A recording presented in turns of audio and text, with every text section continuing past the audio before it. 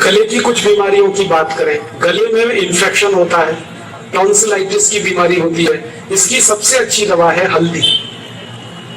हल्दी ले लीजिए आधा चम्मच और डायरेक्ट इसको मुंह में अंदर खोलकर गले पे डाल दीजिए।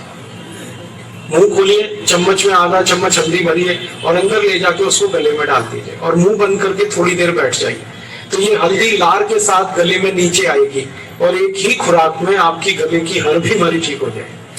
टॉन्सिलाइटिस ठीक होता है एक ही डोज, सिंगल डोज। इन्फेक्शन ठीक हो जाता है गले का एक डोज। गले की सूजन ठीक हो जाती है, गले की खिचखिच दूर हो जाती है। बहुत अच्छी दवा है। आगे चले, गले और छाती से जुड़ी हुई खांसी एक बीमारी है, कफ। इसकी सबसे अच्छी दवा एक तो हल्दी है, दूध में हल्दी डाल के पीजिए, ये बहुत अच्छी दवा है। दूसरा, हल्दी को शहद मिला के चाटिए, ये खांसी की बहुत अच्छी दवा है। हल्दी, शहद और उसमें थोड़ा सा अदरक का रस मिला दीजिए, बहुत अच्छी खांसी की दवा है।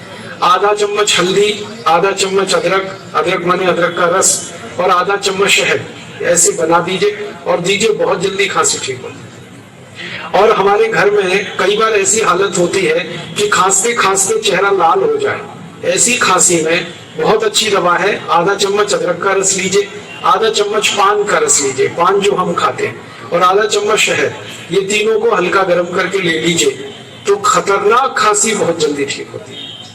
बहुत खराब खांसी, वूपिंग कफ जिसको कहते हैं, वो तुरंत ठीक हो जाता है।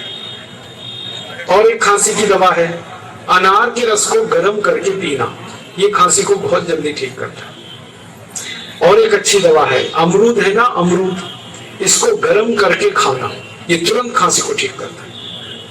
ठंडा अमरूद खाए माने कच्चा ताजा, तो ये खांसी बढ़ा देता है, लेकिन इसी अमरूद को सेक लो आग पर, फिर खाओ, तुरंत खांसी खत्म करता है।